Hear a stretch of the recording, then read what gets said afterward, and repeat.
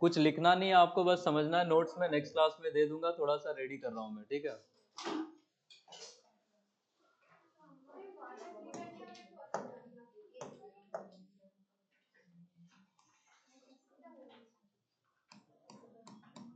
आज का discussion is about calorimetry. क्या होता है कैलोरीमेट्री? और एक वर्ड आएगा, क्या? गर्म पानी ठंडा पानी मिलाएंगे फिर नहा लेंगे?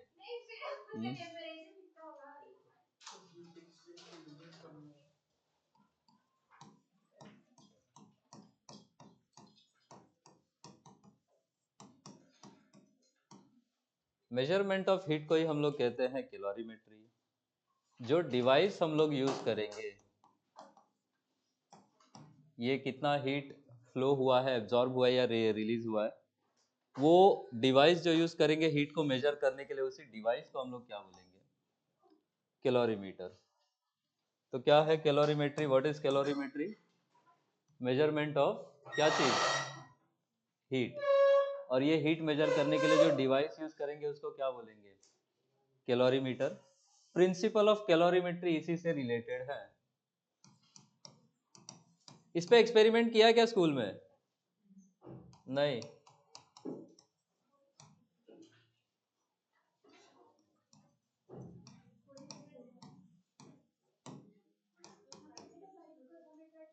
अच्छा ये बताओ, ये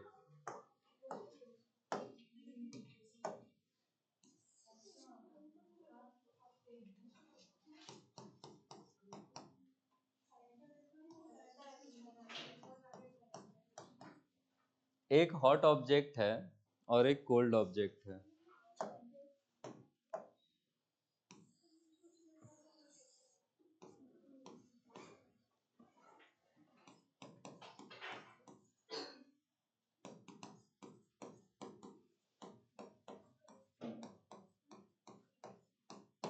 एक क्लोज्ड इंसुलेटेड वेसल लिया है आपने, उसके अंदर दो ऑब्जेक्ट रखे हुए, एक हॉट ऑब्जेक्ट है और एक कोल्ड ऑब्जेक्ट है। किसका टेम्परेचर ज्यादा होगा? एकदम बेसिक सवाल है। इसका टेम्परेचर कैसा होगा? ज्यादा। और किसका टेम्परेचर कम होगा? कोल्ड वाले का। कौन हीट रिलीज करेगा? Hot object. कौन हीट एब्जॉर्ब करेगा? Cold object. तो जितना हीट लॉस्ट करेगा, जितना हीट लूज करेगा कोल्ड ऑब्जेक्ट, उतना, अच्छा sorry, heat lost by the hot object will be equal to the heat gained by the cold object। यही है प्रिंसिपल ऑफ कैलोरीमेट्री। आपके पास आगे इस चैप्टर में दो सब्सटेंसेस होंगे, उन दोनों को मिलाएंगे, पूछेंगे फाइनल टेम्परेचर बताओ कितना होगा, ठीक है। अभी ठंडी में नहाते होंगे, गर्म पानी ऐसा मिलाते होंगे, ठंडा पानी भी मिलाते होंगे, थोड़ा गर्म है तो और ठंडा पानी मिलाएंगे, है ना। तो क्वेश्चन वैसा ही होगा कि हॉट वाटर इतने टेम्परेचर का लिया, कोल्ड वाटर इतने टेम्परेचर का मिलाया, फाइनल टेम्परेचर मिक्सचर का कितना हो जाएगा, एक टाइप ऑफ क्वेश्चन वो है। तो those questions are based on principle of calorimetry. और प्रिंसिपल ऑफ कैलोरीमेट्री बस ये कहता है कि हॉट ऑब्जेक्ट जितनी हीट लूज करेगा, कोल्ड ऑब्जेक्ट सारी की सारी गेन कर लेगा। अब इसके लिए हम लोग ऑब्जेक्ट को कैलोरीमीटर में रखते हैं। कैलोरीमीटर एक डब्बा होता है, इसी तरीके का कुछ आप समझ सकते हो कि it is a closed insulated vessel. Insulated का मतलब है कि बाहर से कोई भी हीट एक्सचेंज नहीं होगा। इस हॉट ऑब्जेक्ट की सारी हीट सिर्फ कहां जाएगी? कोल्ड वाले ऑब्जेक्ट में। इसकी हीट बाहर में नहीं जाएगी। ये हम मान के चलते हैं कि हीट बाहर एनवायरमेंट में लूज नहीं होगी। जो भी हॉट ऑब्जेक्ट हीट रिलीज करेगा वो कौन एब्जॉर्ब करेगा? Cold object. इतनी चीज समझ पाए? यहां तक क्लियर है? आगे जो डिस्कशन है, प्रिंसिपल ऑफ कैलोरीमेट्री यूज करने के लिए हमें थोड़ा सा ये समझ में आना चाहिए,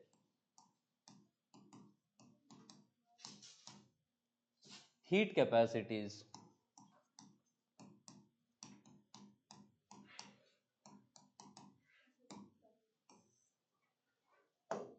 इसमें आपको तीन चार अलग अलग तरीके की हीट कैपेसिटीज पढ़नी है।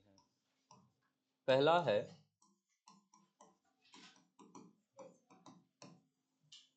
स्पेसिफिक हीट कैपेसिटी,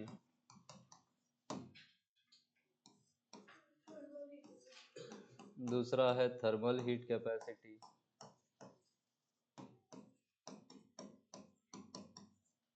ये तो सॉलिड और लिक्विड ऑब्जेक्ट्स के लिए डिफाइंड है। गैसेस के लिए मोलर हीट कैपेसिटी भी है। वो ले गई थी, श्रेयसी ले गई थी शायद, प्राची के लिए। प्राची क्या करोगी जमा करके? बेचेंगे रद्दी वाले को, कैशबैक मिलेगा।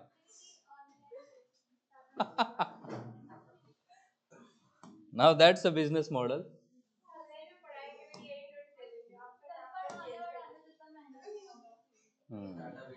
ये भी ठीक है। हाँ, अपना वाटर मार्क डाल देना और क्या, बाद में मेरे को ही सू कर देना कि मेरा कंटेंट छाप रहा है। दे देंगे, मैं खुश है उसमें। That is more than what I expected. तो 3 हीट कैपेसिटीज पढ़नी है, कौन कौन सी? स्पेसिफिक हीट कैपेसिटी, आओ आओ, अरे 9 की क्लास में 9:45 बजा रहे हो आप। जब मैं कल रात में 9 से 12 डाल रहा था ना, तो यही मेरे दिमाग में था कि ये लोग आएगा 9:30 9:45 की।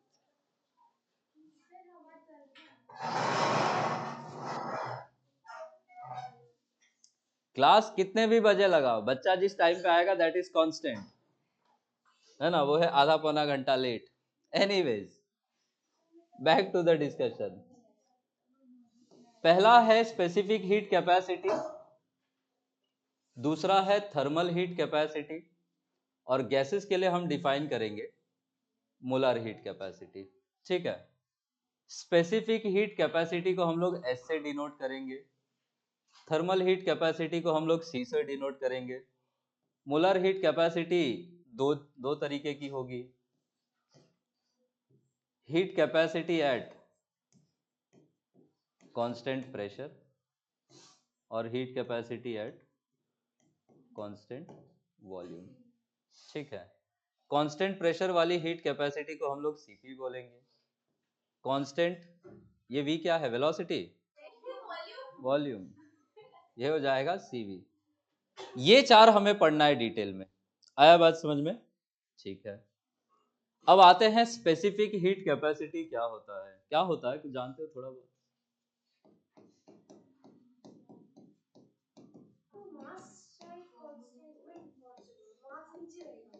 मास नीचे रहेगा। Specific heat capacity is defined as amount of heat required to raise temperature of unit mass of a substance. कितना हीट रिक्वायर्ड है टू रेज टेम्परेचर ऑफ, ये यूनिट मास इंपॉर्टेंट है, unit mass of any substance by 1 degree Celsius, या इसी को हम कह सकते हैं 1 केल्विन। तो स्पेसिफिक वर्ड से ही आपको समझना है कि स्पेसिफिक वर्ड का मीनिंग है हम लोग कितना मास डिफाइन कर रहे हैं, यूनिट मास। कि किसी ऑब्जेक्ट का यूनिट मास लिया, 1 केजी लिया, 1 ग्राम लिया, वो डिपेंड करेगा आप कैसे डिफाइन कर रहे हो। उस यूनिट मास का 1 डिग्री से टेम्परेचर बढ़ाना है तो हमें कितनी हीट देनी पड़ेगी। इसी हीट रिक्वायर्ड को हम लोग बोलेंगे उस ऑब्जेक्ट की कौन सी heat capacity, specific heat capacity. तो यूनिट मास के लिए हमने क्या डिफाइन करा है? Specific heat capacity. पूरा ऑब्जेक्ट कितना हीट एब्जॉर्ब करेगा 1 डिग्री से टेम्परेचर बढ़ाने को, उसको हम लोग बोलेंगे थर्मल हीट कैपेसिटी। क्या बोलेंगे उसको? आऊंगा अभी फिर से वापस, पता आई डोंट नो कितना समझ पा रहे हो।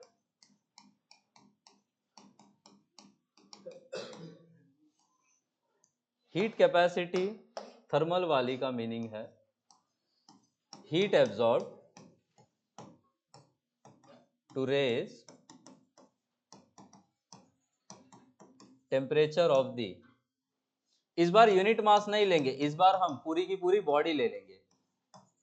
कि पूरी बॉडी का पूरी बॉडी का टेम्परेचर 1 डिग्री से बढ़ाने के लिए कितना हीट एब्जॉर्ब करना पड़ेगा, वही अमाउंट ऑफ हीट हो जाएगी उसकी कौन सी heat capacity, thermal. The heat absorb to raise the temperature of entire body by 1 degree Celsius या फिर 1 केल्विन। तो पूरी बॉडी कितना हीट एब्जॉर्ब कर रही है वो उसकी कौन सी कैपेसिटी होगी, थर्मल।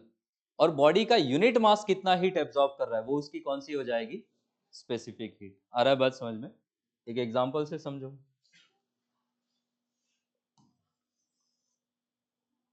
आपने कोई मस्त ऑब्जेक्ट लिया, सपोज ये ऑब्जेक्ट है 10 kg का, आपने इसमें एकदम आग लगा दी, मुंबई जा सकता है ये ऑब्जेक्ट। एनीवेज, सपोज इस ऑब्जेक्ट ने हीट एब्जॉर्ब करी 1000 जूल, ठीक है, और हमने टेम्परेचर भी मेजर किया, ऐसा ये थर्मामीटर भी लगाया, तो इसमें टेम्परेचर राइज कितने का हुआ, 1 डिग्री सेल्सियस का। तो पूरा 10 kg का ऑब्जेक्ट ने कितना हीट एब्जॉर्ब करा, 1000 जूल, और टेम्परेचर चेंज कितने से हुआ, 1 डिग्री। तो पूरे ऑब्जेक्ट ने जो हीट एब्जॉर्ब करी है 1 डिग्री से टेम्परेचर राइज करवाने के लिए, ये उसकी कौन सी हीट कैपेसिटी होगी, this will be the thermal heat capacity. Object का यूनिट मास मतलब यहां पे हम बोलेंगे 1 kg। अगर 10 kg 1000 जूल एब्जॉर्ब कर रहा है तो 1 kg कितना एब्जॉर्ब कर लेगा यूनिटरी मेथड से, क्या 1000/10 लिख सकते हैं, विच गिव्स अस 100 जूल। अब ये जो 100 जूल वाली वैल्यू है जो इस ऑब्जेक्ट के यूनिट मास 1 kg ने एब्जॉर्ब करी, ये इसकी कौन सी हीट कैपेसिटी है, स्पेसिफिक हीट कैपेसिटी। इन दोनों में डिफरेंस समझ में आया, ठीक है। तो पूरा ऑब्जेक्ट कितना हीट एब्जॉर्ब, टेम्परेचर राइज कितने से करवाना है डेफिनेशन में, या डेफिनेशन के अकॉर्डिंग 1 डिग्री ही है। तो 1 डिग्री का टेम्परेचर राइज करवाने के लिए पूरे ऑब्जेक्ट ने जो हीट एब्जॉर्ब करी वो हो जाएगी उस ऑब्जेक्ट की कौन सी हीट कैपेसिटी, थर्मल। और उसी ऑब्जेक्ट के यूनिट मास ने कितनी हीट एब्जॉर्ब करी 1 डिग्री से टेम्परेचर राइज के लिए, वो उसकी कौन सी हो जाएगी, स्पेसिफिक। इतना बात समझ पाए, ठीक है। फॉर्मूले में आते हैं। स्पेसिफिक हीट कैपेसिटी का फॉर्मूला डिफाइंड है डिफरेंशियल फॉर्म में, स्मॉल हीट एब्जॉर्ब किया dq divided by mass into temperature change dt। इसी फॉर्मूले को हम dq इज इक्वल टू क्या लिख सकते हैं, इधर उधर रीअरेंज करके, m s dt। ये डिफरेंशियल फॉर्म में है स्मॉल हीट रिक्वायर्ड का फॉर्मूला। अब आपको टोटल हीट रिक्वायर्ड निकालनी है, इसमें यही जो s है, what is s, specific heat capacity, what is m, mass of the object, और dt क्या हो जाएगा, टेम्परेचर का राइज, ठीक है। यहां से दो केसेस बनेंगे, एक ये हो जाएगा कि s की वैल्यू कैसी हो जाए, कांस्टेंट, और एक केस ये हो जाए कि s की वैल्यू कांस्टेंट ना हो। अगर ये कांस्टेंट नहीं होगी मतलब ये कैसी होगी, वेरिएबल। अब वेरिएबल जब s होगा तो s will be a function of temperature. तो अब अगर तो s कांस्टेंट है तो टोटल हीट निकालने के लिए क्या हम इसी स्मॉल हीट को इंटीग्रेट कर देंगे। तो जब हम dq को इंटीग्रेट करेंगे तो क्या हम बेसिकली ms dt को ही इंटीग्रेट करेंगे। मास चेंज होएगा क्या गरम वरम करेंगे तो, ऐसा तो नहीं होता 2 किलो का मास 4 किलो बन जाता है गरम करने से।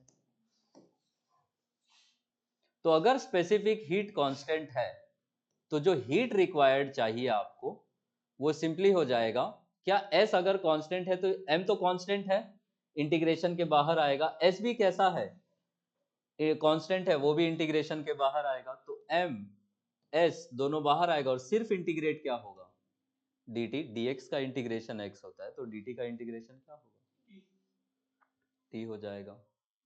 या अगर हम T1 से T2 में बात करें तो इसी को क्या हम लिख सकते हैं, m into S into T2 minus T1 लिखा जा सकता है। T लिखेंगे, लिमिट्स लगाएंगे और इसी T2 माइनस T1 को, T1 ऑब्वियसली लोअर टेम्परेचर होगा, T2 हायर टेम्परेचर होगा, तो यही फॉर्मूला क्या बन जाएगा, ms डेल्टा T।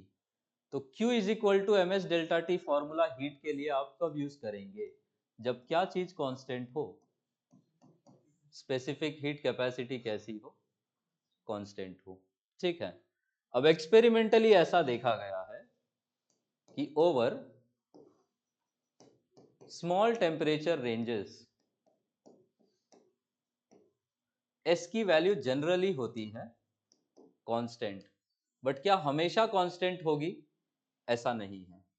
और अगर तो S हो गया वेरिएबल, टेम्परेचर का फंक्शन है, तब आप जो हीट रिक्वायर्ड निकालोगे वो m तो कांस्टेंट होगा, बाहर आएगा। अब आपको S dt को इंटीग्रेट करना होगा।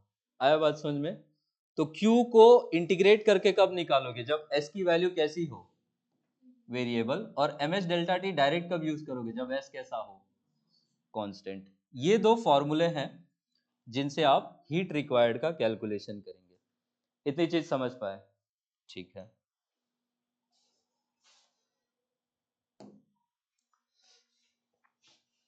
अब स्पेसिफिक हीट कैपेसिटी का फॉर्मूला हमने यही पढ़ाया था क्या, dq upon m into D T, ये इसका फॉर्मूला है। SI यूनिट क्या होगा, अच्छा ये डिफरेंशियल फॉर्म में है, लार्ज चेंज के लिए हम इसी को लिख देंगे q upon m into delta T. बताओ SI यूनिट q का जूल पर केजी केल्विन, ये SI यूनिट हुआ।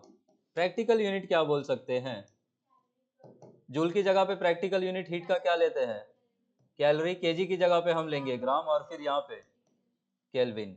चेंज जो टेम्परेचर का आता है, कल की क्लास में ही बात हुई थी, चेंज इन सेल्सियस और चेंज इन केल्विन क्या सेम होता है, फ़ारेनहाइट और सेल्सियस में अलग अलग होता है, 1.8 टाइम्स होता है, बट केल्विन और सेल्सियस में सेम होता है। तो इसी को क्या हम ऐसा भी लिख सकते हैं, जूल पर केजी डिग्री सेल्सियस।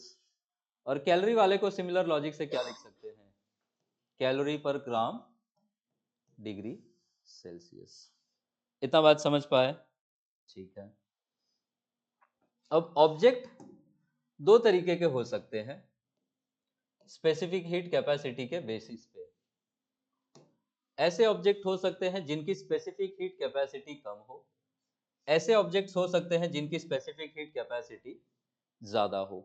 याद आपको ये रखना है कि जिन ऑब्जेक्ट्स की स्पेसिफिक हीट कैपेसिटी कम होगी वो सब कुछ जल्दी जल्दी करेंगे, वो हीट अप भी होंगे क्विकली,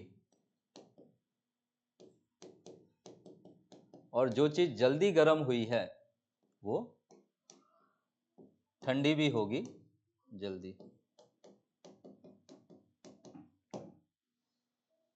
तो स्मॉल स्पेसिफिक हीट कैपेसिटी का मतलब वो गर्म भी जल्दी होगा और वो कूल डाउन भी जल्दी होगा, और इसमें सब फुर्सत में होगा।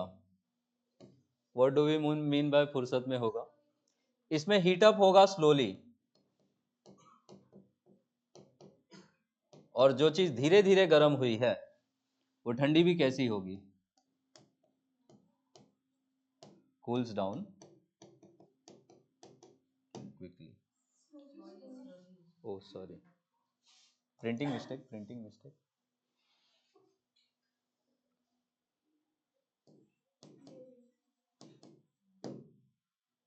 मेटल्स को किधर रखना चाहिए, उधर या इधर, लेफ्ट में या राइट में, स्मॉल एस या बड़ा एस, स्मॉल एस। मेटल्स क्या होते हैं, बहुत जल्दी गर्म होते हैं और बहुत जल्दी वो कूल भी हो जाएंगे। आया बात समझ में?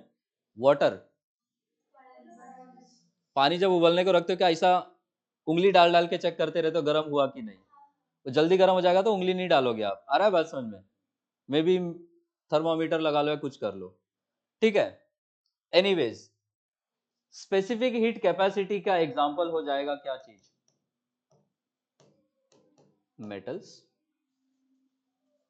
और इसका एग्जांपल हो जाएगा वाटर बहुत अच्छा एग्जाम्पल है, ठीक है। अच्छा, आपको कूलेंट यूज करना है, ठीक है। आपका मस्त, आप बहुत अमीर हो, आपका इंडस्ट्री भी है ना। ऐसा स्टील प्लांट है आपका बड़ा सा, तो स्टील प्लांट में चीजें गर्म भी होंगी, आपको उनको ठंडा भी करना है। आप कूलेंट के लिए छोटी स्पेसिफिक हीट कैपेसिटी वाला ऑब्जेक्ट यूज करेंगे या बड़ी स्पेसिफिक हीट कैपेसिटी वाला? बड़ा वाला। क्यों? क्योंकि अगर आपका कूलेंट आपने वाटर लिया है तो वो क्या खुद धीरे धीरे गर्म होगा, तो वो हीट एब्सॉर्ब करेगा बहुत सारा, पर खुद गर्म होगा धीरे धीरे। आ रहा है बात समझ में? इसको आप एस के फॉर्मूले से भी देख सकते हो। एस इज इक्वल टू क्या फॉर्मूला था? Q upon M into delta T. S की वैल्यू अगर छोटी होनी है, दो चीजों पे ध्यान देना, क्यू पे और डेल्टा टी पे। अगर एस को छोटा रखना है तो डिनोमिनेटर कैसा होना चाहिए? बड़ा होना चाहिए। और न्यूमरेटर कैसा रखना चाहिए? कम।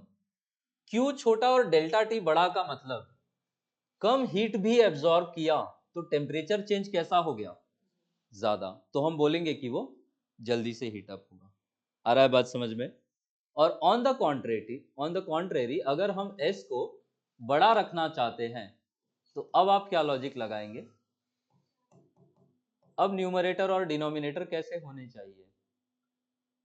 अब एस बड़ा रखना है तो डेफिनेटली आप इसको कैसा रखोगे?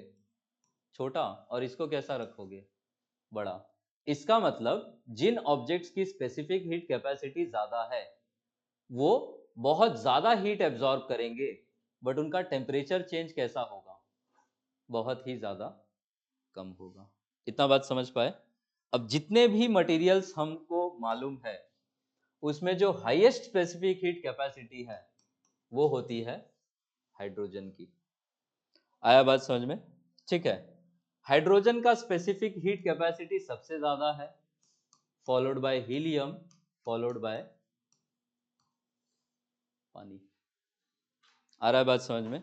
इसीलिए हम लोग क्या कहते हैं, कूलेंट के फॉर्म में मोस्टली क्या यूज करते हैं?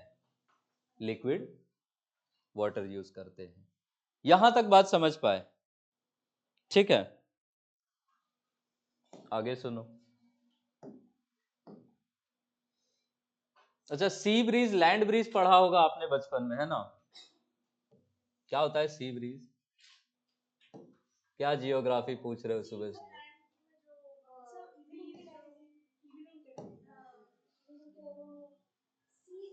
टाइम लगता है ठंडा होने में, मतलब पानी से ठंडा ठंडा हवा होता रहता है। सी ब्रीज किधर से किधर चलेगा पहले ये बताओ? क्या खराब लगता है? ओ रोमांटिक।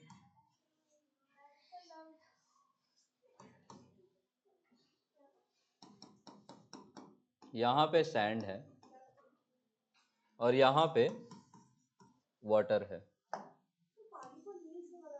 अच्छा, नीले से बनाओ। हनी सिंह के फैंस।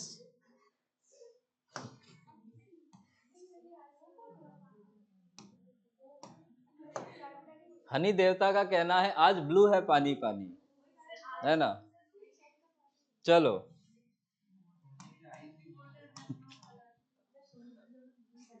हनी सिंह को कौन समझाए वाटर कलरलेस है? दिशा। हाँ,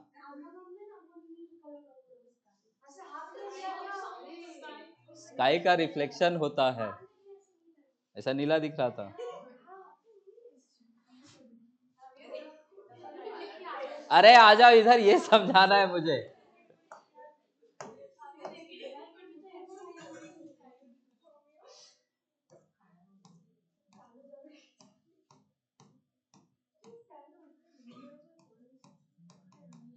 दिन का टाइम है, एक ऑब्जेक्ट यहाँ पे सैंड है, दूसरा यहाँ पे पानी है।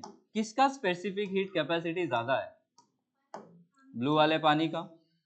सैंड का उसके कंपैरिजन में कम होगा। आ रहा है बात समझ में? जिसका एस का वैल्यू का, अच्छा जल्दी गर्म कौन होगा? जिसका एस छोटा या जिसका एस बड़ा है? जिसका एस छोटा है। तो क्या हम लिख सकते हैं कि सैंड जो होगा, दिस हीट्स अप क्विकली, और उसका हीटिंग कैसे होगा, हीट स्लोली। अब ये अगर जल्दी गर्म हुआ है तो इसके ऊपर की हवा क्या ये वार्म हो जाएगी? वार्म एयर किधर राइज करता है, ऊपर की नीचे? ऊपर राइज हो गई, और यहां पे एक लो प्रेशर जोन क्रिएट हो जाएगा। कैसा pressure zone? Low pressure zone. यहां पे एयर क्या इसके कंपैरिजन में अभी कोल्ड है? ठीक है, यहां पे एयर अगर कोल्ड है तो यहां पे हाई प्रेशर जोन क्रिएट होगा। आ रहा है बात समझ में? एयर का नेचुरल टेंडेंसी कहां से कहां फ्लो करने का है, हाई से लो या लो से हाई। तो दिन में हवा चलेगी सी से लैंड की ओर। आ रहा है बात समझ में? इसी को हम कौन सी ब्रीज बोलते हैं? अरे पता नहीं क्या? अरे ठीक है, समुंदर से चली है तो सी ब्रीज, जमीन से चलेगी तो लैंड ब्रीज। आ रहा है बात समझ में? तो इन अ वे वाटर का हाई स्पेसिफिक हीट कैपेसिटी जो है वो हमारा टेम्परेचर रेगुलेशन में भी हेल्प करता है। ठीक है, ये तो हुआ दिन का खेल। अब दिन भर की धूप से पानी क्या गर्म हो जाएगा शाम तक? रात होगी कि नहीं होगी? चांद निकलेगा, पानी ब्लू ही रहेगा।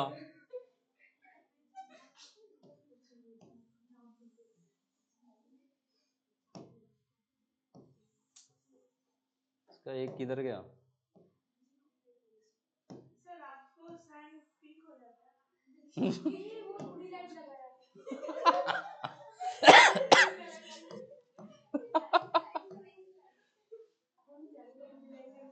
वो लेडीज सैंड है।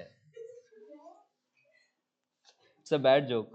फिर आप पिंक कलर की शर्ट पहन हाँ लीजिएगा, आप अच्छे लगेंगे। हाँ, अरे क्रीम कलर की शर्ट मेरे प्रोनाउंस ही है,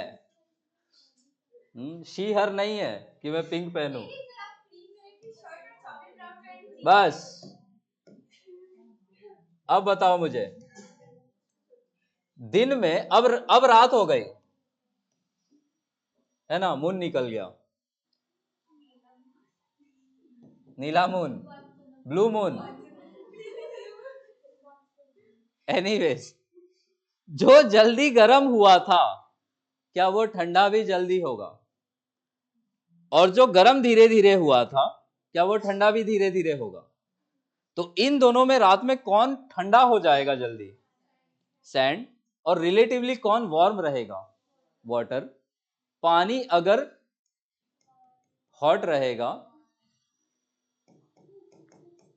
और सैंड अगर ठंडा हो चुका है तो वाटर के ऊपर की हवा कैसी होगी? इस बार वार्म होगी। ये वार्म एयर कहां राइज करेगी? ऊपर। और यहां पे कैसा प्रेशर जोन बन जाएगा? Low pressure zone.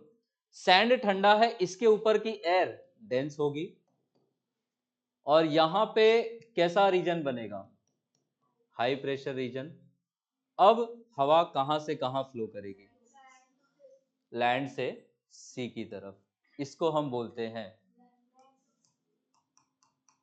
लैंड।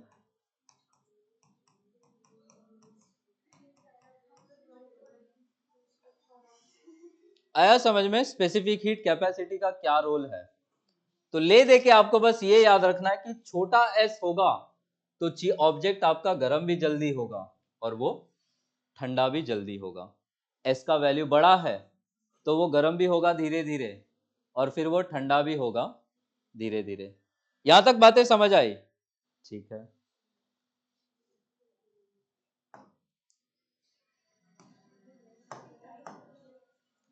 तो आप जो प्रिंसिपल ऑफ कैलोरीमेट्री पे मैं फिर से आऊं, प्रिंसिपल ऑफ कैलोरीमेट्री क्या था? दो ऑब्जेक्ट है हॉट और कोल्ड, कौन हीट रिलीज करेगा? हॉट वाला, और कौन हीट एब्जॉर्ब करेगा? कोल्ड वाला। क्या हम यही लिखते थे कि हीट लॉस्ट बाय कौन सा object? Hot object is equal to heat gained by cold object. आ रहा है बात समझ में? अब इसमें ये जो Q का फॉर्मूला आप यूज करेंगे वो क्या यूज करेंगे? ms delta T. यहां भी जो Q का फॉर्मूला आप यूज करेंगे वो क्या यूज करेंगे? ms delta T. आ रहा है बात समझ में?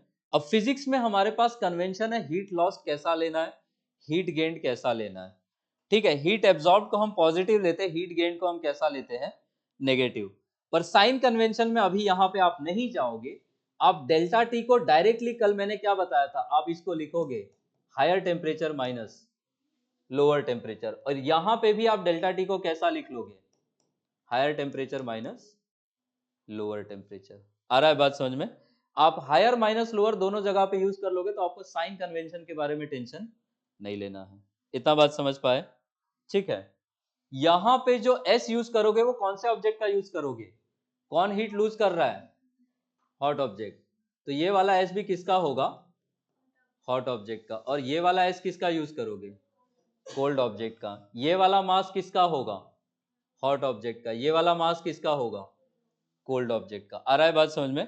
आपसे क्वेश्चन ऐसा देंगे कि सपोज हॉट ऑब्जेक्ट है T1 टेम्परेचर पे, कोल्ड ऑब्जेक्ट है T2 टेम्परेचर पे। ऑब्वियसली कौन सा टेम्परेचर ज्यादा होगा? T1 ज्यादा होगा T2 से। जब हम इन दोनों को किसी कंटेनर में छोड़ देंगे, अब जो रिजल्टिंग टेम्परेचर होगा वो T1 से बड़ा नहीं हो सकता है और T2 से छोटा नहीं हो सकता है। इनके बीच में एक टेम्परेचर आएगा, उसको हम क्या बोलेंगे? T। T को क्या हम बोल सकते हैं कि T किससे बड़ा होगा, किससे छोटा होगा? ये छोटा टेम्परेचर है, इससे तो वो ज्यादा होगा, पर जो हायर टेम्परेचर है उससे क्या हो जाएगा? कम हो जाएगा। आ रहा है बात समझ में? तो जब आप इस हॉट ऑब्जेक्ट के लिए लिखोगे डेल्टा टी, तो हॉट ऑब्जेक्ट के लिए आप डेल्टा टी क्या लिखोगे? हॉट ऑब्जेक्ट के लिए कौन सा टेम्परेचर ज्यादा है? T1। तो हॉट ऑब्जेक्ट के लिए आप डेल्टा टी को क्या लिखोगे? बड़ा वाला टेम्परेचर T1 माइनस छोटा वाला टेम्परेचर T। कोल्ड ऑब्जेक्ट के लिए बात हम करेंगे तो कोल्ड ऑब्जेक्ट के लिए क्या ये T बड़ा वाला टेम्परेचर होगा, तो इसके लिए आप डेल्टा टी जो कोल्ड वाले के लिए लिखोगे उसका फॉर्मूला क्या हो जाएगा? T minus T2। आ रहा है बात समझ में? अगर आपको ये हाई माइनस लो टेम्परेचर नहीं यूज करना है तो आपको फिर साइन कन्वेंशन यूज करना पड़ेगा और डेल्टा टी को आप फाइनल माइनस इनिशियल कर दोगे। आ रहा है बात समझ में? वो फाइनल माइनस इनिशियल से बचना है तो आप डायरेक्टली क्या यूज कर लोगे? Higher temperature minus lower temperature. आप ये तीनों टेम्परेचर लाइन से लिख लेना, कौन सा बड़ा है कौन सा छोटा है, उसके अकॉर्डिंग आप हाई माइनस लो करते जाओगे। इतना बात समझ पाए? तो अभी कुछ क्वेश्चंस हम करेंगे सिंपली किस पे? प्रिंसिपल ऑफ कैलोरीमेट्री पे। आया समझ में? ठीक है। सर आपने वो ये पढ़ा था हीट ऑफ ट्रांसफॉर्मेशन? नहीं, अभी Q is equal to M पे नहीं, ML पे नहीं आया हूं, लेटेंट हीट पे आऊंगा थोड़ी देर में। अच्छा, कैलोरीमीटर जिसकी हम बात कर रहे थे, इसका दो यूज समझना है, दोनों पे ही न्यूमेरिकल्स है अपने पास। किधर गया वो? ये जो कैलोरीमीटर है, एज अ डिवाइस हम इसको यूज करेंगे टू मेजर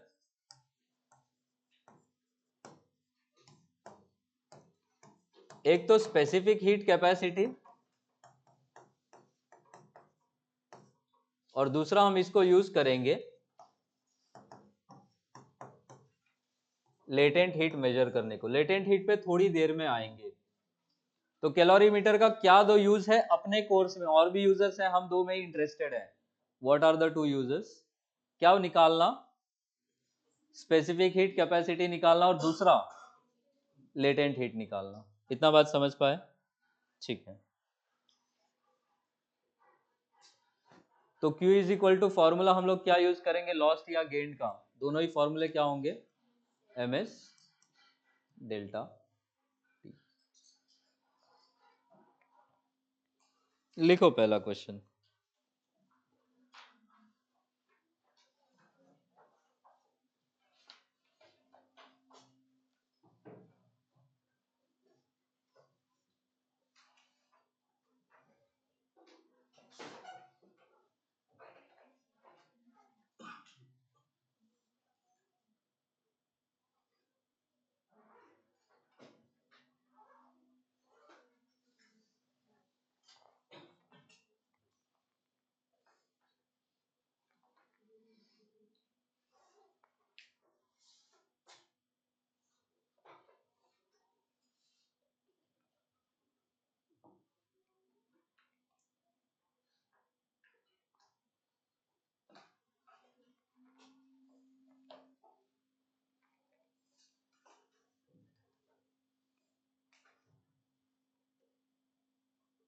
लिखो equal masses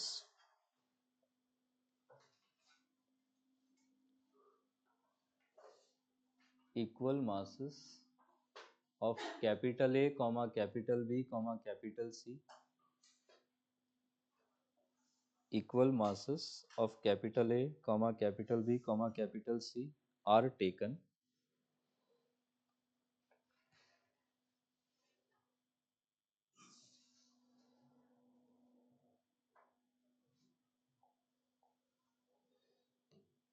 A is at a temperature 12 degrees Celsius. B is at a temperature 19 degrees Celsius. And C is at a temperature 28 degrees Celsius.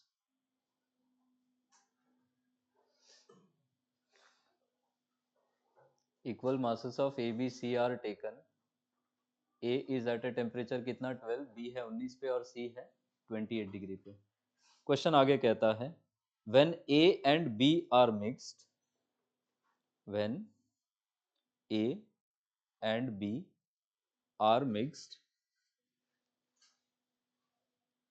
the temperature of the mixture, when A and B are mixed, the temperature of the mixture is 16 degrees Celsius. When A and B are mixed, the temperature of the mixture is 16 degrees Celsius. When B and C are mixed, when B and C are mixed, the mixture temperature is, when B and C are mixed, the mixture temperature is 23 degrees Celsius.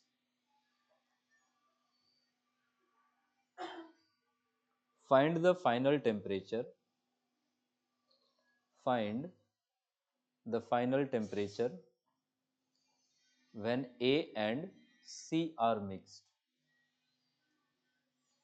Find the final temperature when A and C are mixed.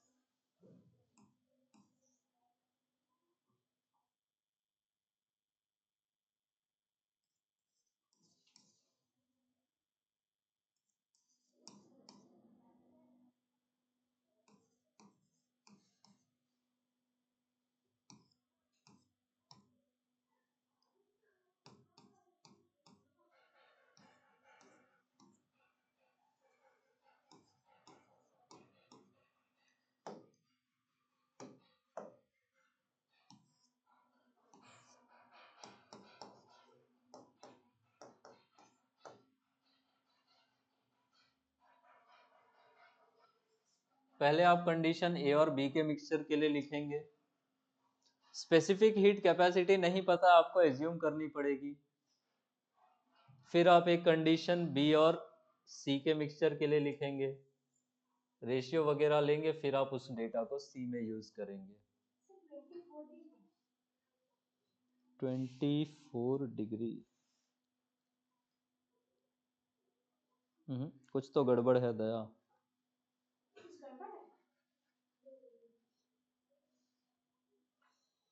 देखो कैसे करेंगे। when A and B are mixed, A का temperature कितना है 12, mixture का temperature कितना है 16, और C का टेम्परेचर कितना, B का टेम्परेचर कितना है 19। जब A और B को मिक्स करेंगे कौन हीट लूज करेगा, heat loss by B is equal to heat gained by A।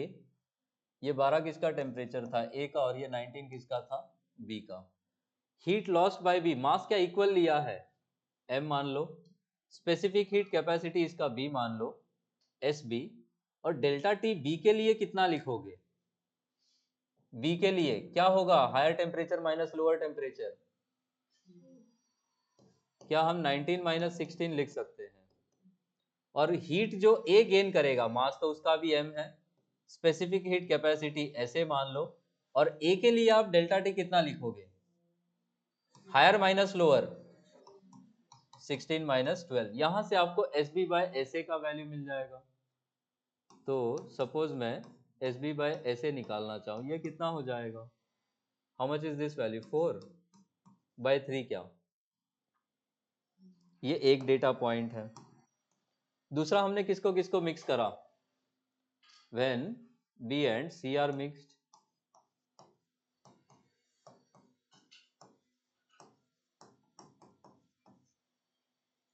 B और C को मिक्स करेंगे तो कौन लोअर टेम्परेचर पे है, B 19 पे है, मिक्सचर का कितना है 23, और C का टेम्परेचर हाई है, वो कितना है 28।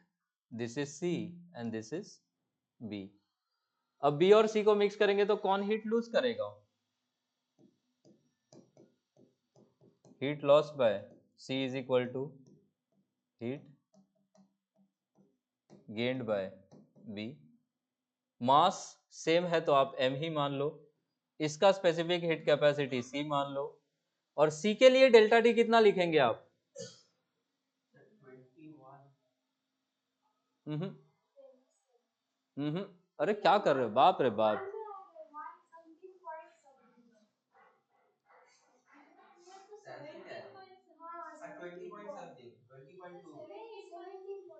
Twenty point two, phone use कर रहे हो क्या फोन यूज करके भी गलत बता रहे हो, बताओ। 20.25 है एक्चुअल आंसर। ये बताओ सी के लिए डेल्टा टी कितना लिखेंगे आप, हायर माइनस लोअर 28 माइनस 23। इसका मास कितना लोगे m, इसका स्पेसिफिक हीट कैपेसिटी SB, और B के लिए डेल्टा टी कितना लिखेंगे आप 23 माइनस 19। यहां से आपको एक वैल्यू और मिलेगी, एंड दिस विल बी कितना 4/5। ये दो डेटा पॉइंट्स मिला, यहां से क्या आप SA बाय SC का वैल्यू निकाल लोगे।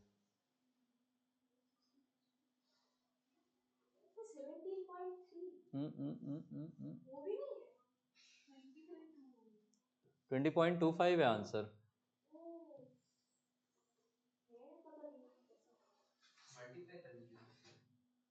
ये भी ठीक है। SB by SA is equal SB by SA into डूबती नाव में दोनों ही हो, सेम तो आएगा ही। कर लेंगे मल्टीप्लाई। तो फर्स्ट वैल्यू थी 4/3, दूसरी वैल्यू कितनी है 4/5, यहाँ से कितना मिला 16/15, and this is the value of बात तो एक ही है। हाँ प्लीज क्या पता मुझे अब ये यूज होगा जब हम किसको किसको मिक्स करेंगे, ए और सी को। कौन हीट लूज करेगा, सी। तो जब हम ए और सी को मिक्स करेंगे तो heat lost by C is equal to heat heat gained by ए।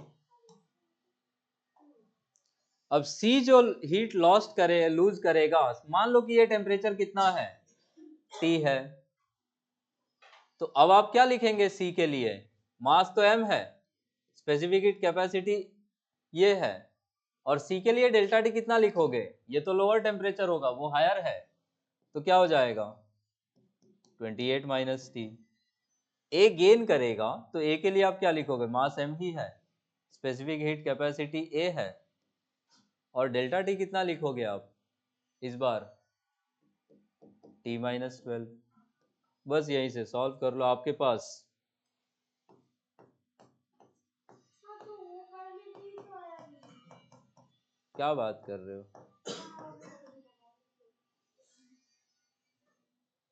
और S C by S A का वैल्यू हमारे पास कितना था, 16/15।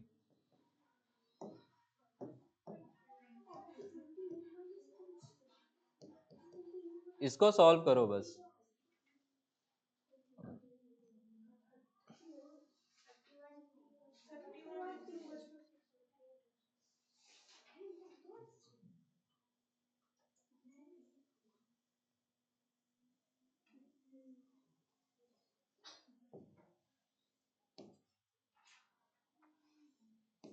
तो 15t minus 15 into 12 is equal to कितना हो जाएगा, 16 इंटू 28 माइनस 16t।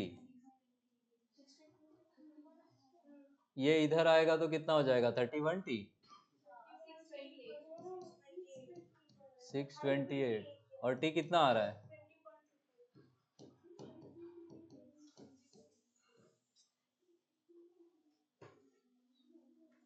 ऐसे होगा सॉल्व, थोड़ा सा लंबा है सवाल बट वो हमने एक 100 कवर दी 20.25।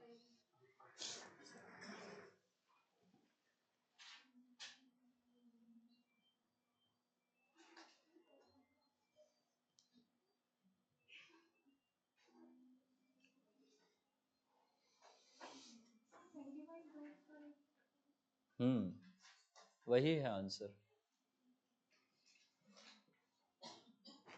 इसको उतारो, मैं उनको कुछ काम देके आता हूँ।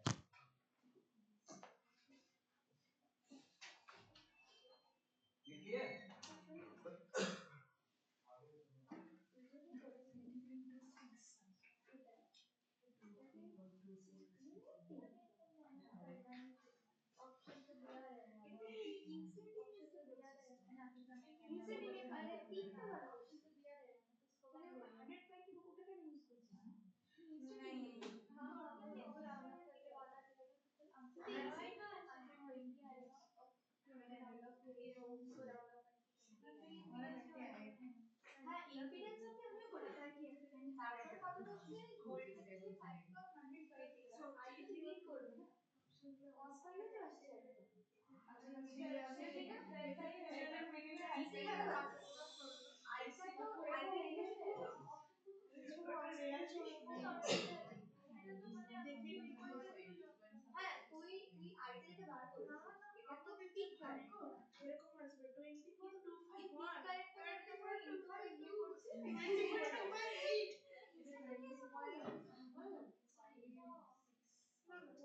না সেটা এখানে পাওয়ার গুলো উঠতে পারতো না সেটা 2.25 ওটা তো দিয়ে দেয় একদম আমি তো কি হবে এর কিন্তু একটা কস ভ্যালু আছে আগে যখন নিয়ে সরিয়ে হয়ে গেছে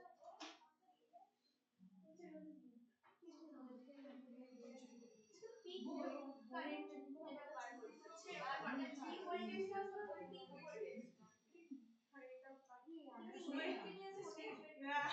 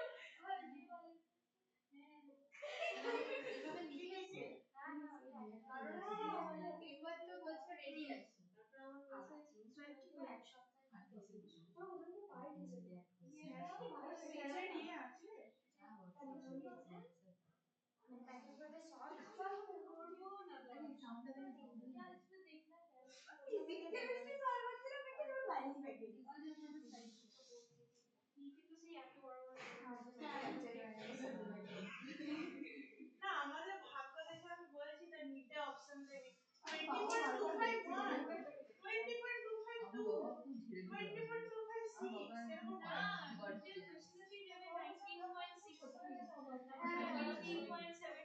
হ্যাঁ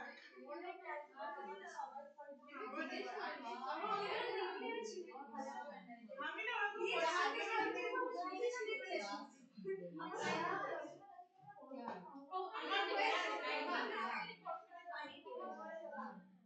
আমার এখনো মনে আছে ওইখানে বলছি আমার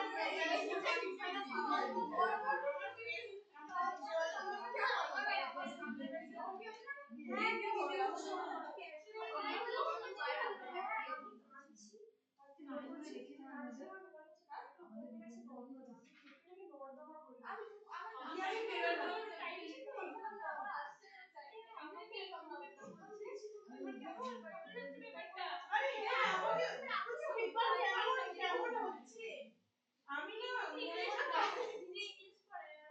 কেমন লাগছে ব্যাপারটা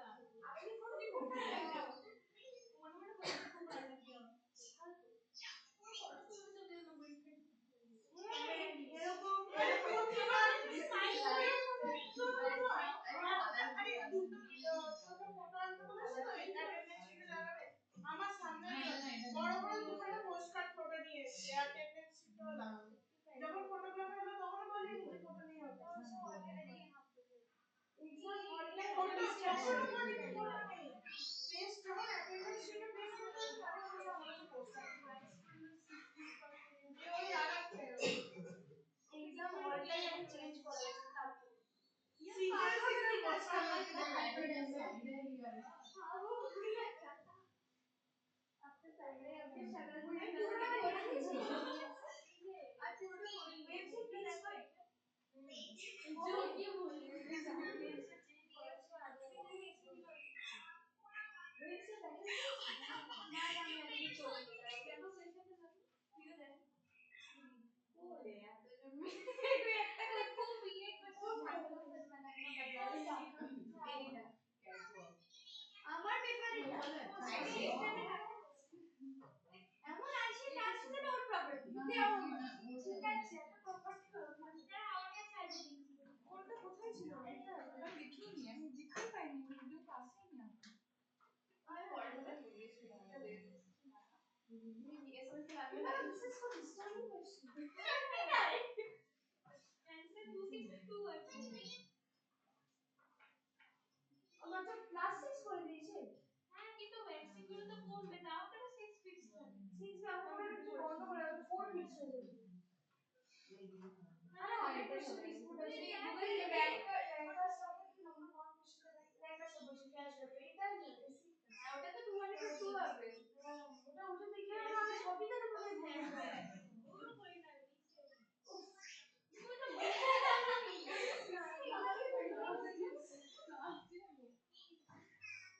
अरे कैसा आवाज आ रहा है भाई अजीब वेब करने के बाद भी फ्रीक्वेंसी सेम है लाओ देखें 10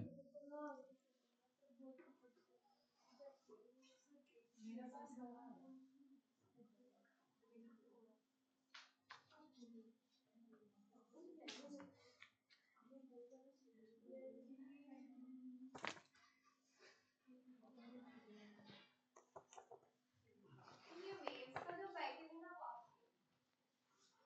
पूरा मत बनाओ क्या बोल रहे थे उसको पूरा बनाना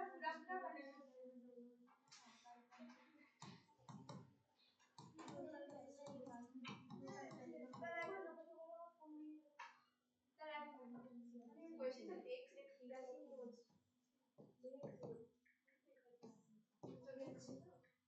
6 बीट्स दे रहा है तो क्या क्या हो जाएगा, एक हो जाएगा 262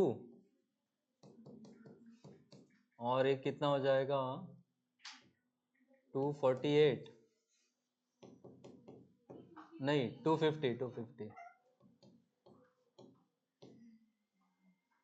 When F2 is loaded with wax, it still produces 6 bits with F1.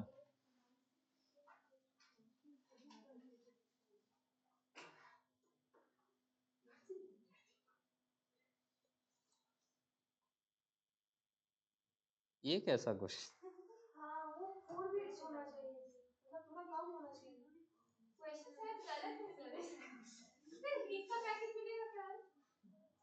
अरे यार ये जरूर नहीं। पहले ये तो बनाओ।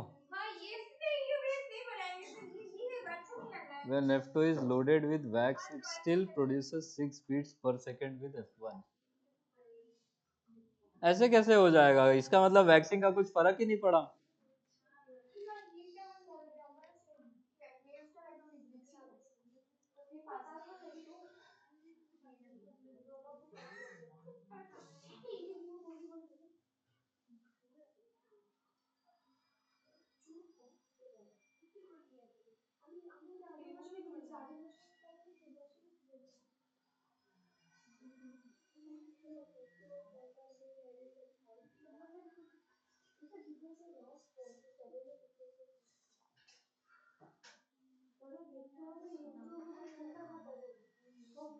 अच्छा 250 भी ऑप्शन है।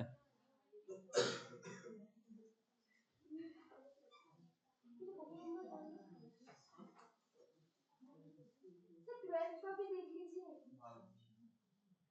ये पिछले साल भी नहीं होता था मुझसे, इस साल में भी नहीं हुआ।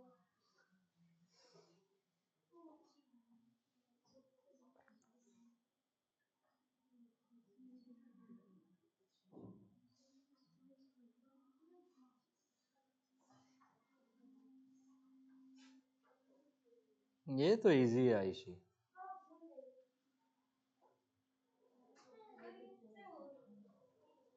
इसमें कुछ तो गड़बड़ है, कैसे होगा? कह रहा है कि वैक्स कर दिया,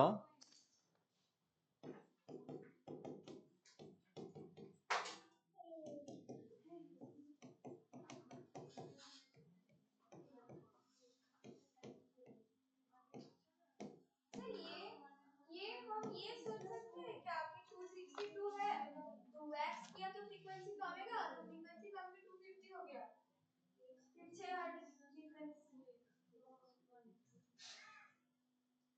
ऐसा बोल सकते हैं क्या? ऐसे भी कर, ऐसे कैसे? मतलब वैक्स किया तो फ्रीक्वेंसी कमेगा, मतलब घटेगा, कोई तो उससे क्या होगा ना, हम 250 दे सकते हैं उसको, ऐसा मतलब उससे भी कम हो जाएगा 256 से भी, तो फिर उसका डिफरेंस 6 हर्ट्ज ऐसे। तो कितना वैक्स किया वो तो बोला नहीं है ना, तो वो तो नीचे भी जा सकता है उसके। ये लॉजिक हो सकता है। আমি বলছি যে ধর 262 ধরলাম, ওয়্যাক্স করলাম ফ্রিকোয়েন্সি কমছে, ফ্রিকোয়েন্সি কমে 250 হয়ে গেল, বাই ডিফারেন্স।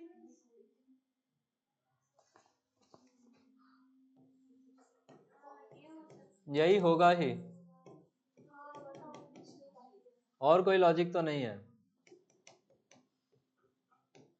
क्या बात है राजन्या, सीख रही हो फिजिक्स? सब आपके प्यार का ही। अरे प्यार यार कुछ नहीं है, बकवास मत करो, भगा दूंगा अभी बाहर।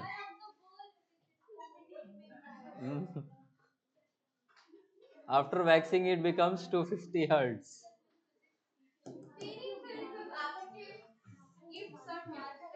बस बस बस भटकाओ मत मेरी क्लास। यही लॉजिक हो सकता है।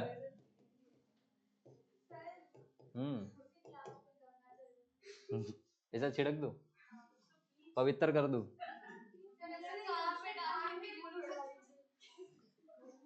यही हो सकता है, देखो यही एक लॉजिक है कि इसका वैक्सिंग के बाद 6 ही बीट्स देना है, तो ये घट के कितना हो जाए 250, तो फिर ओरिजिनल कितना हो सकता है?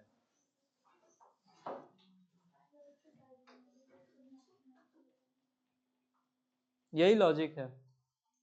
एस तो कुछ नहीं, कोई बात नहीं। सर ये भैया आप हीट का पैकेट दे दीजिए, मैं इस पैकेट में नहीं बनाएंगे। जितना बनता है उतना बनाओ ना, सब क्यों बनाना है। मतलब 256 को क्रॉस करके वो 250 में गया, इसलिए 6 का डिफरेंस। हाँ, फोटो ना वैक्स से बोलेंगे 6 का डिफरेंस रखना है तो 250 ही होगा वो कम होने के बाद। तो ओरिजिनल फिर कितना रह गया होगा? 262। आगे सुनो, कैलोरीमेट्री में आगे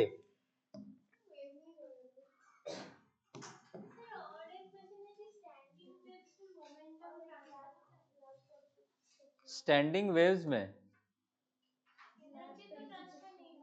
नहीं होता है। एनर्जी तो 2 पॉइंट्स के बीच में रुक जाता है, मतलब मोमेंटम भी क्यों होना चाहिए फिर? लेकिन आंसर में उठ पटांग दिया होगा कुछ। ओ नहीं, ट्रांसफर नहीं होना चाहिए क्योंकि स्टैंडिंग वेव रुका हुआ होता है, बट ऑसिलेशंस तो होते हैं अपनी जगह पे।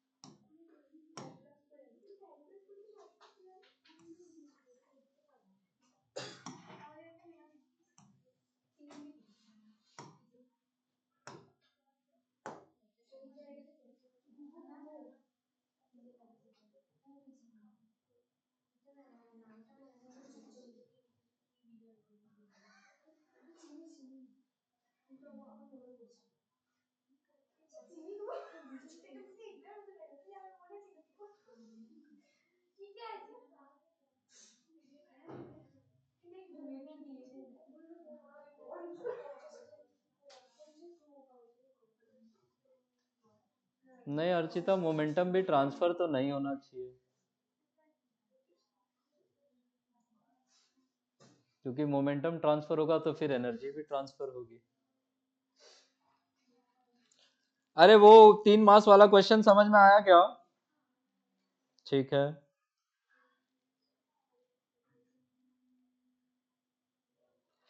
एक क्वेश्चन ये लिखो, इफ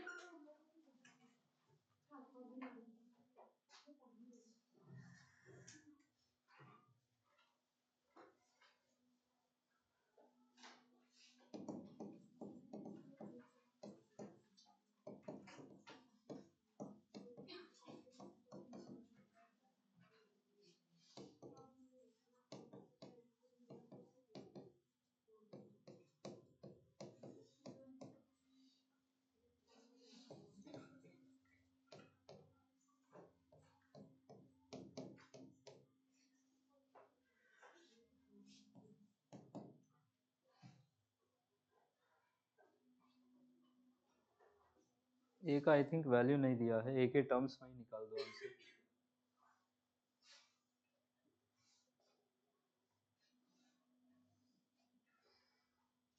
ए को 2 ले लो,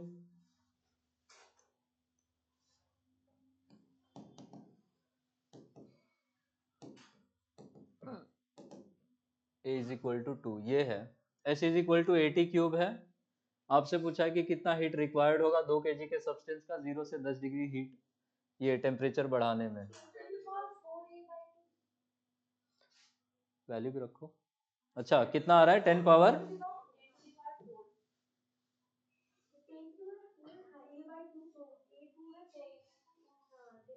इस बार क्यों कैसे निकालोगे आप? इंटीग्रेशन करोगे एम एस डी टी का। मास कितना दिया हुआ है? 2। एस की जगह पे आप क्या लिखोगे? 80 क्यूब और साथ में डी टी, तो ए भी तो 2 ही है।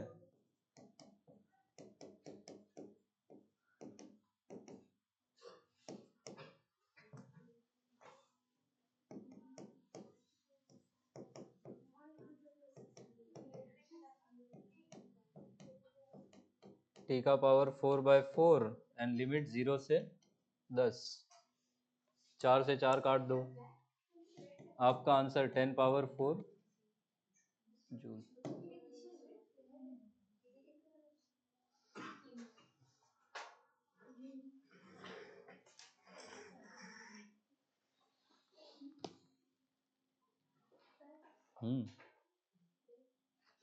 अरे माँ कसम,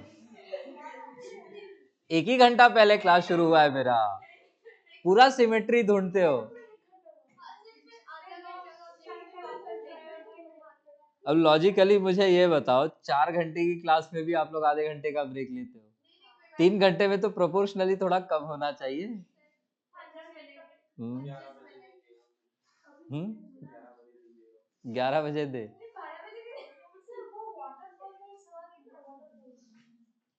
आगे करवाऊंगा।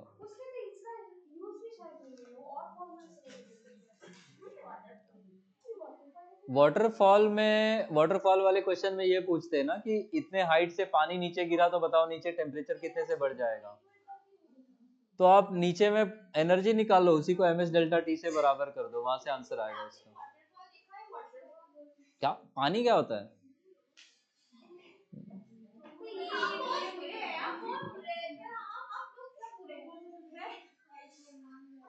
वी वेर बॉर्न बुरा।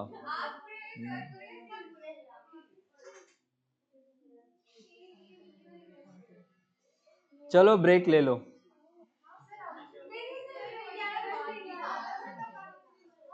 11 बजे 11 बजे लोगे तो ऐसा ब्रेक के बाद का तो यूं खत्म हो जाएगा क्लास, पता भी नहीं चलेगा। फीलिंग नहीं आएगी? कब चाहिए, अभी दूं कि थोड़ी देर बाद दूं? आधे घंटे बाद।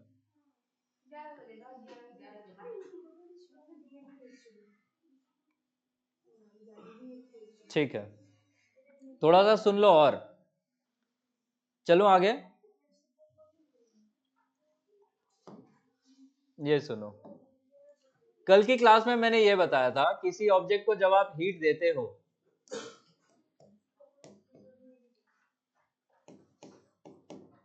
इसका मास m है, इसका स्पेसिफिक हीट कैपेसिटी s है।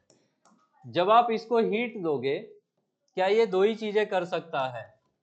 क्या क्या? आइदर ये अपना क्या करे, टेम्परेचर चेंज करे, या फिर ये अपना क्या करे, स्टेट चेंज करे। टेम्परेचर चेंज होगा तो फिर स्टेट कैसा होगा? क्या स्टेट भी चेंज होगा? नहीं, रुक जाओ रुक जाओ, थोड़ा सा पढ़ा तो लूं मैं हीट में। स्टेट चेंज होगा तो क्या चेंज नहीं होगा? Temperature does not change. फिर ये एनर्जी गई किधर? हीट एनर्जी बॉन्ड को तोड़ने में। जब कभी सिर्फ टेम्परेचर चेंज होगा तो आप जो फॉर्मूला यूज करेंगे वो क्या यूज करेंगे? ms delta t। जब कभी स्टेट चेंज होगा तो अब आपका जो हीट का फॉर्मूला है ये सिंपली हो जाएगा Q is equal to m into L. L को हम लोग बोलेंगे L is the latent heat. इस लेटेंट हीट को ही हम लोग कहते हैं हीट ऑफ ट्रांसफॉर्मेशन। ठीक है, अब ये जो ट्रांसफॉर्मेशन है, ये जो लेटेंट हीट है, ये दो तरीके का होगा। कब कब स्टेट चेंज होता है? एक तो बॉइलिंग, एक तो मेल्टिंग पॉइंट पे होता है, और एक किस टेम्परेचर पे होता है? बॉइलिंग पॉइंट में। मेल्टिंग पॉइंट में कहां से कहां चेंज होगा? सॉलिड से लिक्विड में। बॉइलिंग पॉइंट में कहां से कहां चेंज होगा? लिक्विड से गैस में।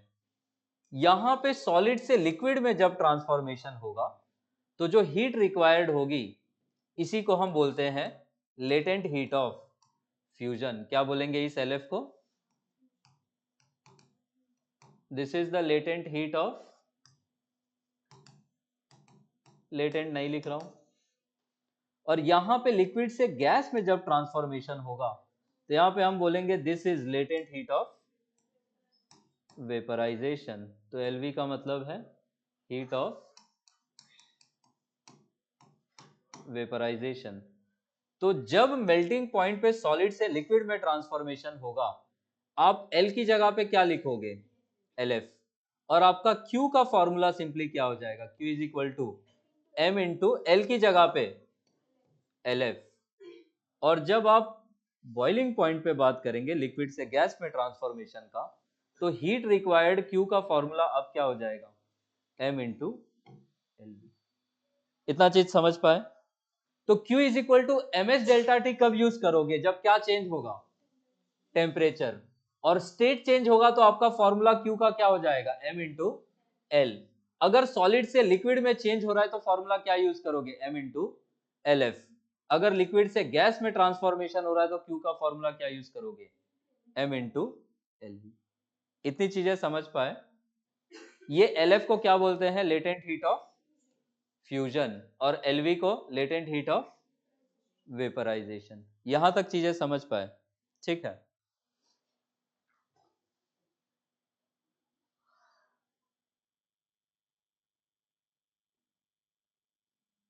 अच्छा, एक चीज और, कल इस पे भी थोड़ा थोड़ा बोला ही था मैंने कि जब स्टेट चेंज होगा, व्हेन स्टेट चेंजेस, टेम्परेचर तो नहीं चेंज होता है, टेम्परेचर कैसा रह जाता है? कांस्टेंट। और हम बोलते हैं कि सारा जो हमने Q सप्लाई करा है, where does it go? Energy supplied is used to do what? In breaking bonds. ठीक है। तो स्टेट चेंज होगा तो दो ही फॉर्मूले थे, एक तो सॉलिड से लिक्विड में ट्रांसफॉर्मेशन हो जाए, ये किस टेम्परेचर पे होगा? मेल्टिंग पॉइंट पे। और दूसरा ट्रांसफॉर्मेशन कहां से कहां? लिक्विड से gas. This take place at a temperature कौन सा? Boiling point. यहां पे फॉर्मूला Q का क्या पढ़ा आपने? Q is equal to M into state change हो रहा है, MS डेल्टा T क्यों यूज करेंगे? LF या LV? LF। और यहाँ पे formula Q is equal to M into LV। याद आपको ये रखना है कि जब मेल्टिंग पॉइंट होगी या मेल्टिंग पॉइंट का टेम्परेचर होगा, तो आपका ऑब्जेक्ट दोनों स्टेट में एग्जिस्ट करेगा, सॉलिड में भी एग्जिस्ट करेगा और लिक्विड में भी एग्जिस्ट करेगा। जब बॉइलिंग पॉइंट टेम्परेचर आएगा उसी ऑब्जेक्ट का, तो अब फिर से वो दो स्टेट में एग्जिस्ट करेगा, लिक्विड स्टेट में भी एग्जिस्ट करेगा और वो गैसियस स्टेट में या वेपर स्टेट में भी एग्जिस्ट करेगा। आ रहा है बात समझ में?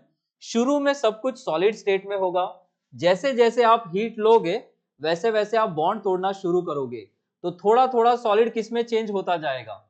लिक्विड में। आप हीट ले रहे हो, आप सॉलिड को बॉन्ड तोड़ तोड़ के लिक्विड में बनाते जा रहे हो। जब सारे बॉन्ड टूट जाएंगे तो अब आप मेल्टिंग पॉइंट टेम्परेचर से ऊपर बढ़ोगे और अगेन टेम्परेचर क्या होने लगेगा? चेंज होने लगेगा। सेम होगा बॉइलिंग पॉइंट में। बॉइलिंग पॉइंट में आपका जो ऑब्जेक्ट है वो लिक्विड स्टेट में भी एग्जिस्ट करेगा, गैसियस स्टेट में भी एग्जिस्ट करेगा। शुरू में सब कुछ लिक्विड स्टेट में ही होगा, वो जैसे जैसे बॉइलिंग पॉइंट पे हीट एब्जॉर्ब करेगा, बॉन्ड तोड़ तोड़ के लिक्विड को किस में चेंज करेगा? गैस में। तो थोड़ा सा लिक्विड भी रहेगा, थोड़ा सा गैस भी रहेगा। जब सारे बॉन्ड टूट जाएंगे तो लिक्विड किस में कंप्लीटली ट्रांसफॉर्म हो जाएगा? गैस में। और एक बार जब सारा लिक्विड गैस में चेंज हो चुका है, अब फिर से क्या चेंज होना शुरू हो जाएगा? टेम्परेचर। आई बात समझ में?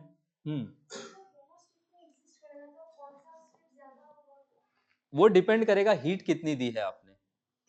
आ रहा है बात समझ में? वो क्वेश्चन है, अभी करवाऊंगा मैं कि आपने आइस और, अच्छा वाटर की मैं बात करूं, वो क्वेश्चन है कि आपने इतना आइस लिया, इतना वाटर लिया, दोनों को मिक्स किया, फाइनल टेम्परेचर में आइस कितना है, मिक्सचर कितना है, तो वो डिपेंड करेगा कि हीट कितनी आई है। आ रहा है बात समझ में? तो अगर हम वाटर की बात करें, वाटर के तीन स्टेट्स कौन कौन से हैं? सॉलिड स्टेट आइस है, लिक्विड स्टेट में वाटर रहेगा और गैसियस स्टेट में क्या बन जाएगा? स्टीम में। 0 डिग्री कौन सा टेम्परेचर है वाटर के लिए? क्या मेल्टिंग पॉइंट है 0 डिग्री? 0 के बाद क्या होना शुरू होता है? मेल्टिंग। तो 0 डिग्री पे वाटर किन दो स्टेट्स में एग्जिस्ट करेगा? कुछ आइस के फॉर्म में भी होगा। 0 डिग्री पे आइस भी एग्जिस्ट करेगा और हम बोलेंगे 0 डिग्री पे वाटर भी एग्जिस्ट करेगा। आ रहा है बात समझ में? बॉइलिंग पॉइंट टेम्परेचर कितना है पानी के लिए? 100 डिग्री। 100 डिग्री पे वाटर किन दो स्टेट्स में एग्जिस्ट करेगा? कुछ वाटर में भी रहेगा और कुछ स्टीम में भी रहेगा। आ रहा है बात समझ में? स्पेसिफिक हीट कैपेसिटी क्या वाटर की वन ऑफ द हाईएस्ट है। ठीक है, इन तीनों में आपको ऑर्डर याद रखना है कि वाटर का जो S है this is more than ice का S and this is more than steam का S। आ रहा है बात समझ में? प्रैक्टिकल पर्पसेस के लिए आप इन दोनों को ऑलमोस्ट इक्वल लोगे। ये 0.5 कैलोरी पर ग्राम से थोड़ा सा ज्यादा होता है, ये 0.5 कैलोरी पर ग्राम केल्विन से थोड़ा सा कम होता है। आ रहा है बात समझ में? तो तीन जो क्रिटिकल वैल्यूज अपने को याद रखनी, ये ऑर्डर याद रखना। एस वाटर के तीनों स्टेट्स में किसका ज्यादा? पानी का ज्यादा, देन आइस, देन स्टीम। जो स्पेसिफिक हीट कैपेसिटी हम पानी के लिए यूज करेंगे कैलोरी वाले यूनिट में होगा 1 कैलोरी पर ग्राम डिग्री सेल्सियस, और इसी को जूल में जब ले जाओगे तो ये हो जाएगा 4186, या लगभग आप इसी को अप्रोक्सीमेटली 4200 जूल पर केजी डिग्री सेल्सियस या डिग्री केल्विन यूज कर सकते हो, जैसा मन को अच्छा लगे आपके। सेल्सियस ही लिख लो। तो पानी के लिए आप लगभग कितना ले लोगे? 4200। आइस का प्रैक्टिकल पर्पसेस में हम आइस और स्टीम का कैसा ले लेंगे?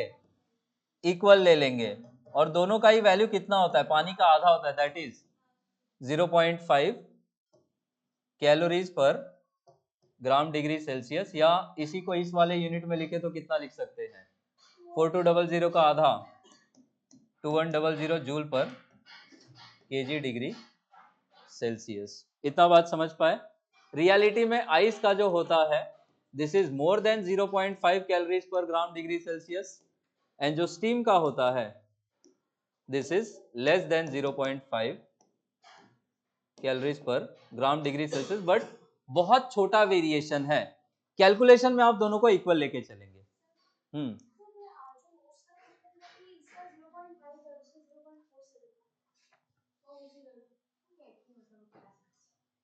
ठीक है, कांदा बटाटा जैसा है, सेम ही है, एक ही बात है। हमने तो यही पढ़ा, आइस का थोड़ा सा ज्यादा होता है 0.5 से, हो सकता है किसी बुक्स में अलग अलग डेटा हो, आपको कैलकुलेशन में ये याद रखना। ठीक है, और वो ऑर्डर और वैल्यू से काम हो जाएगा, अदर बाकी तो वो वैल्यूज आपको क्वेश्चन में प्रोवाइड कर देते हैं। इतना समझ पाए? चलो आगे। ठीक है, क्वेश्चन ऐसा होगा,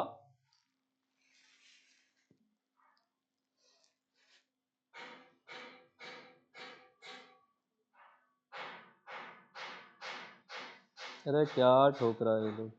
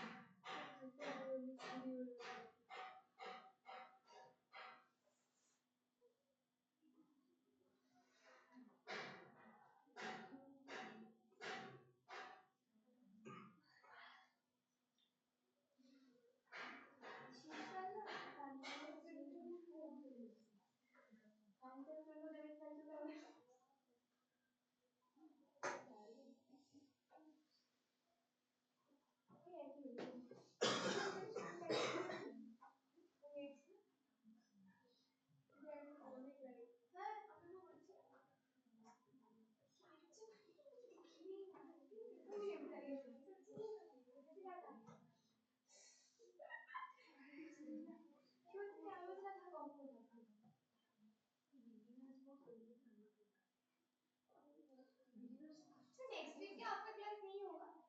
होगा ना, क्यों नहीं होगा? थर्सडे में भी ना हो, न्यू ईयर है। तो शायद छुट्टी दे दूं।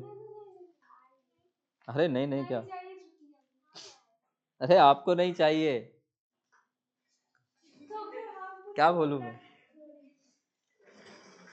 केजी सर की क्लास हो जाएगी, केजी सर तो होंगे, केमिस्ट्री पढ़ना। नहीं चाहिए छुट्टी तो आओ केजी सर का क्लास करो।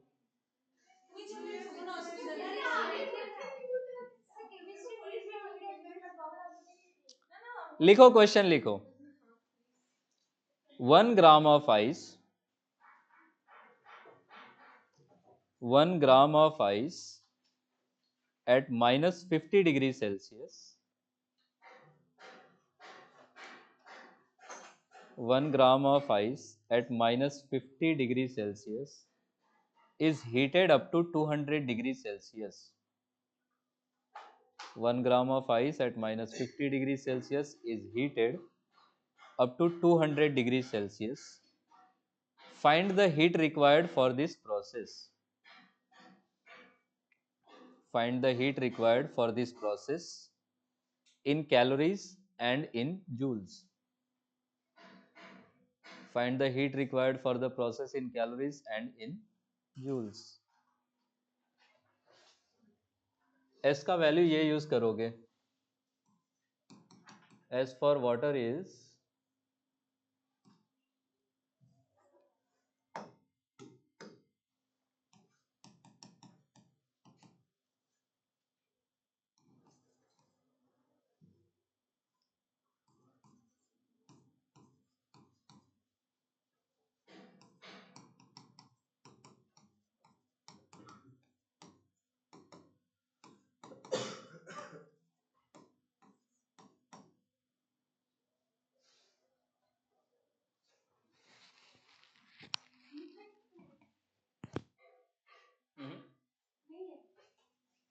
कुछ छोटा है,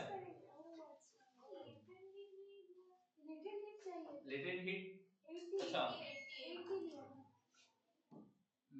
ये LF का वैल्यू लेना 80 कैलोरीज पर ग्राम।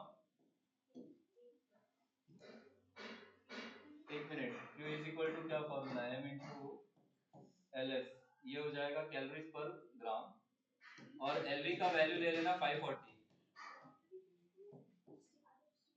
ये वैल्यूज लेना LF और LV का। 80 होगा ना सर? 8 लिख दिया है क्या? 80 होगा, 80। ये वैल्यूज है, पहले कैलोरी में कन्वर्ट करना, फिर उसको जूल में कन्वर्ट कर देना। 355 फिर कुछ छूट रहा है। अरे আমার পেপারে কত কি ও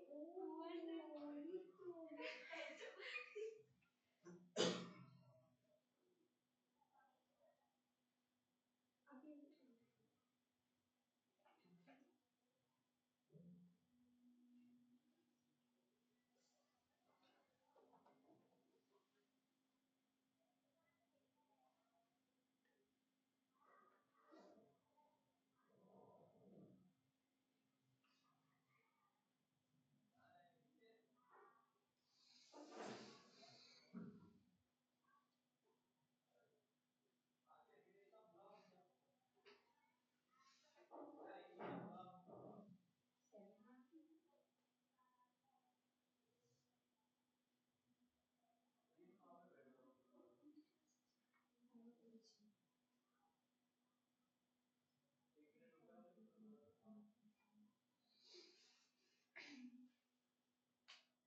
795 हम कैसे चले गए?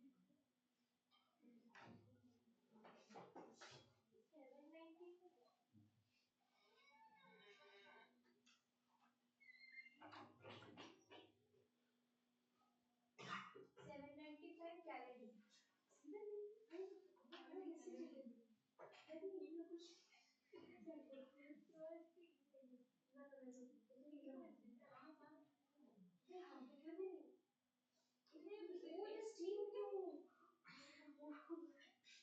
अरे ये कंट्रोल छी आगे रख दो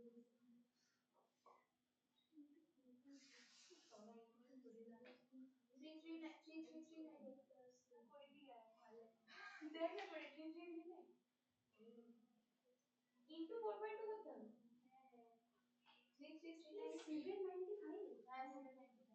জুলাই কত আইসি পড়বে না আগে ভুল করছি আর আইসি আমার 3339 আছে আর মানে কোনের সময় 4.2 আইসি বলে 799 আর ইনি বললো পিরামিড আইসি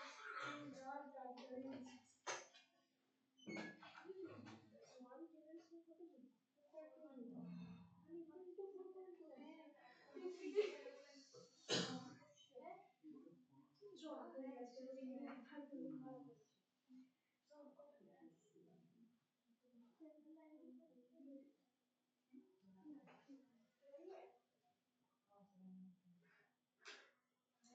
one difference में कत আমি 4.2 জল হয়ে গেছে পরের সপ্তাহে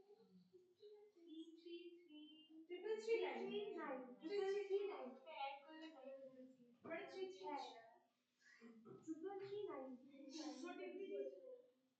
হ্যাঁ এগুলো করতে কিন্তু বেশ ভালো লাগে তাই না বলো একদমই না ক্যালকুলেশন এই ভ্যালুগুলো ভালো করে ওরে বাপ রে আগে আইসটাকে 0 ওইটা আগে কি করেছে আইসটাকে 0 দিয়ে তারপরে ও লিকুইডে পড়ে লিকুইড থেকে আমরা 100 এ নিয়ে যাবো 100 থেকে পেপারে এটা আমি লাস্ট করব পেপার আমি আইসে লাগিয়ে দিই ওয়াটারে লাগিয়ে দিয়েছিলাম সেটা আবার হাফ করেছি এগুলো ডাবল চলে আসছে ওয়াটার আছে আন্ডারস্ট্যান্ড দেখ অবভিয়াসলি আমার ভুল হয়ে যাচ্ছে আমাদের নিয়ে কোচিং সেন্টার বলতে কি বলতো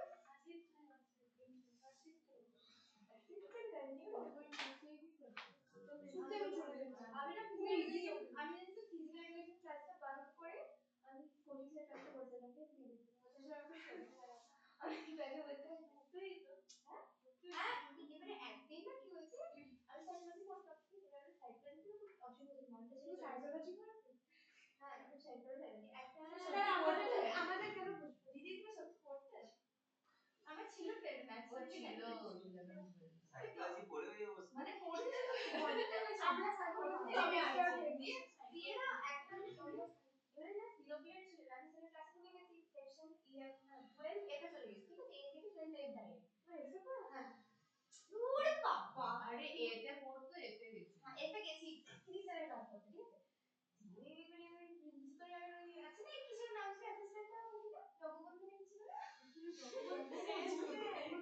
आएगा आंसर हां हां पूछो 3339 नहीं गलत आ रहा है प्राची किधर पहुंचे अपन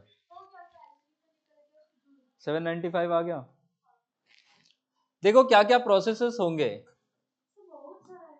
हाँ ऐसे बड़े क्वेश्चंस तो होंगे क्या लिया है हमने आइस कितने डिग्री पे -50 -50 पे ये आइस में ही होगा आप इसको हीट दोगे ये आइस कहां तक पहुंचेगा 0 डिग्री पे 0 डिग्री पे क्या क्या एग्जिस्ट कर सकता है आइस और वाटर तो आप थोड़ा सा आइस को हीट दोगे तो वो सारा आइस किस में कन्वर्ट हो जाएगा वाटर में और ये वाटर भी कितने डिग्री पे होगा 0 डिग्री पे अरे इधर सुनो इधर ये समझ में आना चाहिए क्योंकि आगे के इसके क्वेश्चंस इससे भी बड़े हैं तो अगर ये गायब हुआ ना तो पक्का गायब होगा हाँ अभी वाटर इक्विवेलेंट पे तो आया भी नहीं हूँ यहाँ सुनो आपने लिया आइस प्लीज यहाँ सुनो आपने आइस लिया उसको आपने हीट किया अब ये आइस पहले टेम्परेचर चेंज करेगा और ये आइस किस में कन्वर्ट हो जाएगा it will get converted to ice at 0 degree 0 degree पे क्या क्या एग्जिस्ट कर सकता है वाटर भी तो ये थोड़ी और हीट एब्जॉर्ब करके सारा आइस किस में कन्वर्ट हो जाएगा वाटर में कितने डिग्री पे 0 डिग्री अब जब सारा आइस वाटर में कन्वर्ट हो चुका है अब जो भी हीट दोगे वो टेम्परेचर चेंज करके कहां तक जाएगा water at 100 degree 100 degree boiling point है और कौन एग्जिस्ट कर सकता है स्टीम। तो ये वाटर सारा का सारा बॉन्ड तोड़ के हीट एब्जॉर्ब करके किस में कन्वर्ट हो जाएगा, स्टीम। कितने डिग्री पे, आपको कितने डिग्री तक ले जाना है। तो अब आप स्टीम को, जब सारा वाटर स्टीम में आ चुका है, अब आप जो भी हीट दोगे वो टेम्परेचर चेंज करके कितने तक जाएगा, स्टीम एट 200 डिग्री सेल्सियस। हमने आइस कितना लिया था, तो 1 ग्राम आइस जब 0 डिग्री पे आएगा 1 ग्राम ही रहेगा। ये आइस जब वाटर में कन्वर्ट होगा तो 1 ग्राम ही रहेगा। ये वाटर अगेन 1 ग्राम 1 ग्राम 1 ग्राम। अब यहां पे बताना क्या चेंज हो रहा है, टेम्परेचर या स्टेट, टेम्परेचर। तो यहाँ पे आप क्या फॉर्मूला यूज करेंगे, mh डेल्टा टी। यहां पे क्या चेंज हो रहा है, स्टेट, क्योंकि टेम्परेचर 0 ही है तो बॉइलिंग पॉइंट है, तो आप क्या यूज करोगे, m इंटू एल। एल कौन सा, फ्यूजन वाला। यहां पे अगेन क्या चेंज हो रहा है, टेम्परेचर, क्या फॉर्मूला, mh डेल्टा टी। अब यहां पे क्या चेंज हो रहा है, m इंटू एल वी। यहां पे क्या चेंज हो रहा है, क्या फॉर्मूला, बस वैल्यूज निकाल लो। मास कितना लिया था 1 ग्राम। आइस का स्पेसिफिक हीट कैपेसिटी 0.5, क्या हाफ। टेम्परेचर चेंज कितने का है, मैग्नीट्यूड लिखना है बस 50। ठीक है, ये वैल्यू कितनी आएगी 25 कैलोरीज। मास कितना यहाँ पे 1, LF का वैल्यू 80, ये कितना हो जाएगा 80 calories. mh delta T again mass कितना 1। अब वाटर का specific heat capacity 1, temperature change कितने का हो रहा है 100, यहाँ पे कितनी हीट लगेगी 100 कैलोरीज। अब m इंटू एल वी, मास कितना है अगेन 1 ग्राम, LV का वैल्यू 540, यहाँ पे इस प्रोसेस में कितनी हीट लगेगी 540 कैलोरीज। अब यहाँ पे क्या चेंज हो रहा है, फिर से टेम्परेचर, मास 1। अब स्टीम का specific heat capacity again half ले लो, डेल्टा टी 100, 200 से 100 जा, 100 से 200 से 100, तो यहाँ पे ये कितना आ जाएगा 50। इन सबको ऐड कर दो तो क्यू रिक्वायर्ड कितना हो जाएगा 795 कैलोरीज। और जूल में करना है तो इसी को किससे मल्टीप्लाई कर देंगे, 795 into 4.2 and this gives the value in, कितना आ रहा है, ट्रिपल थ्री।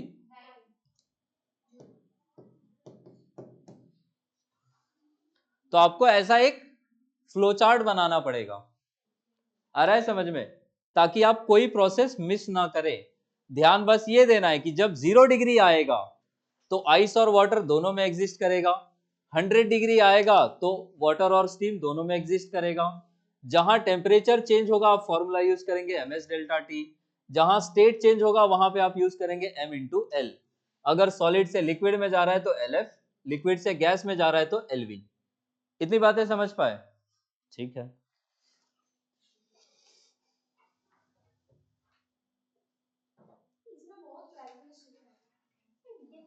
नीट में छोटा पूछता है, नीट में इतना लंबा प्रोसेस नहीं पूछते वो लोग। वाह,